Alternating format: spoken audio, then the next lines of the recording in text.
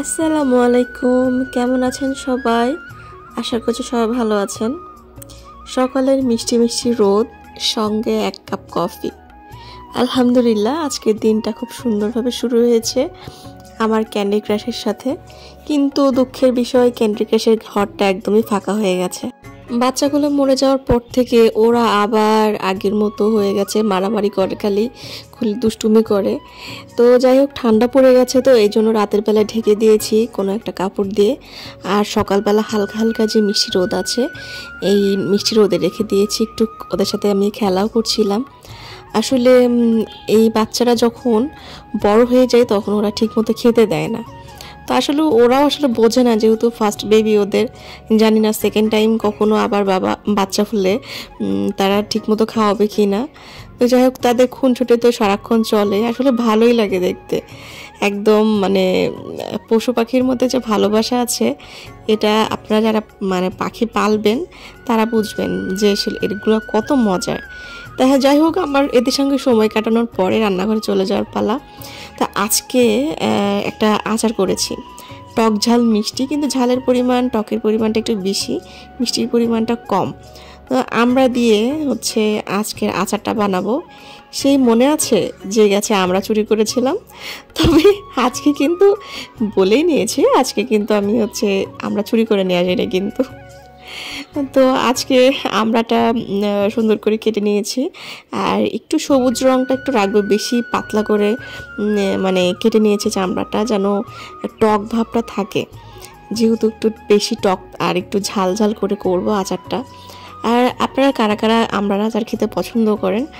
আগে না, স্কুলে যখন আমরা পড়েছি তখন আমড়ার আচার কিন্তু একদম আমড়াটা গোটা আমড়াই বিক্রি করতো। আসলে স্কুল লাইফটা কিন্তু আমাদের সবারই খুব ভালোই কেটেছে। তো আমড়াগুলো কেটে আমি পানির মধ্যে ভিজিয়ে রেখেছিলাম, আর অনেক কষ বের হয়েছে, ভালো করে ধুয়ে নিয়েছি। তো ধোয়ার পরে দেখবেন একদম ফ্রেশ পানি বের হবে, তখন কিন্তু মনে করবেন যে কষটা বের হয়ে গেছে। এবার আমরা আচারের জন্য আমি কিছু মশলা অন্যান্য আচারে যেভাবে মশলা করা হয় আমি ঠিক তাই করেছি। এখানে শুকনো মরিচ ভালো করে টেলে নিয়েছি। আসলে শুকনো মরিচটা কিন্তু একটু বেশি পরিমাণে লাগবে। আর এখানে কালো জিরা, পাঁচফোড়ন আর গোটা জিরা, আর নিয়েছি সাদা কালো সরিষার পরিমাণটা একটু বেশি দিয়েছি। এবার ভালো করে ব্লেন্ডারে ব্লেন্ড করে নিয়েছি। মশলার গন্ধটা এত সুন্দর আর এত সুন্দর কালার হয়েছিল। তাই আমি বেশ পরিমাণ সরিষার তেল নিয়েছি, একদম খাঁটি সরিষার তেল। তার মধ্যে একটু রসুন দিয়েছি, একটু থেতো করে নিয়েছি। একটা জিনিস খেয়াল করবেন, যেটা সরিষার তেল অরিজিনাল সেটা কিন্তু এমন ফেনা হবে, আর যেটার মধ্যে ফেক অনেক কিছু মিক্সড থাকে, বাটার বা অনেক কিছু ভেজাল আর কি থাকে, সেটাতে কিন্তু এক ফোঁটাও এরকম ফেনা উঠবে না। তো সরিষার তেলটাই বেশি খাওয়া উচিত, কোলেস্ট্রলটা একটু কম থাকে। আমি এখানে বেশ পরিমাণ কাঁচামরিচ নিয়েছি, যেহেতু একটু ঝালটা পরিমাণটা একটু বেশি হবে, এই জন্য কাঁচামরিচটা নিয়েছি। আর এখানে আমড়াটা আর কাঁচামরিচটা কিছুটা হালকা একটু ভেজে নিয়ে যে ভাজা মশলাটা করেছিলাম সেটা দিয়ে দিয়েছি। আর যে এই আচারটা না, আমরা আসলে শীতের যেহেতু পড়ে গেছে, শীতের মধ্যে কিন্তু আমরা প্রায় দিনকে সবজি খিচুড়ি বা বিভিন্ন টাইপের খিচুড়ি রান্না করি। তো এই ঝালটা দিয়ে যে মরিচের ঝালটা আছে, এটা দিয়ে ভাত মাখিয়ে খেতে যে কি মজা লাগে। গরম গরম খিচুড়ির সাথে একটু যদি আচার হয় তাহলে তার কথাই হয় না। তো এবার আমি এখানে পরিমাণ মতো লবণ দিয়েছিলাম, কিন্তু একটু কম হয়েছে, এই জন্য আরও একটু লবণ দিয়েছি। আর আমি কিন্তু লাস্টের দিকে চিনিটা দেব। চিনি কিন্তু বেশি দেওয়া যাবে না। আমি চিনি 2 চামচের মতো দিয়েছি, একটু বড় চামচের 2 চামচের মতো দিয়েছি। আপনারা চাইলে কিন্তু একটু বেশিই দিতে পারেন, কারণ আমি যদিও বা একটু কম মিষ্টি আচার পছন্দ করি, যেহেতু ঝাল ঝাল আর টক টক হবে, এই জন্য আমি একেবারেই কম দিয়েছি।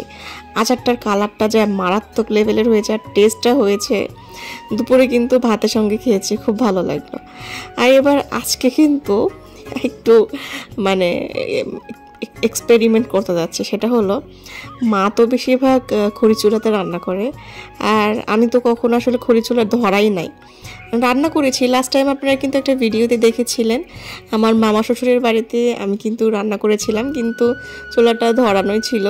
তো আজকে ভাবলাম আপনার ভাইয়ের জন্য গরুর মাংস রান্না করব।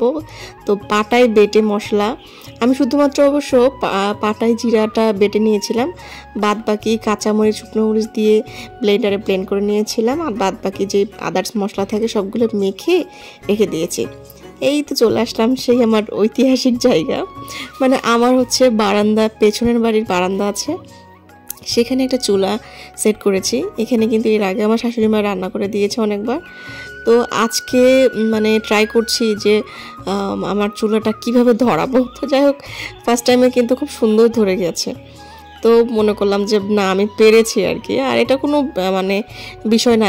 আর একটা জিনিস খেয়াল করবেন, একটা মানুষ পারে না এটা ভুল কথা, সবাই পারে, সব কাজই পারে, কিন্তু সেটা একটু ট্রাই করতে হবে, চেষ্টা করতে হবে।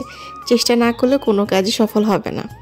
তো যাই হোক, আমি কিন্তু ফার্স্টে আমি সফল হয়ে গেছি। আজকে আমি মানে চুলা, আমি আসলে খুব ভয় পাচ্ছিলাম যে হচ্ছে কি হবে, কিন্তু দেখা গেল যে আমার তো চুলা বারবার নিভে যাচ্ছিল আর ধোয়া হয়ে যাচ্ছিল।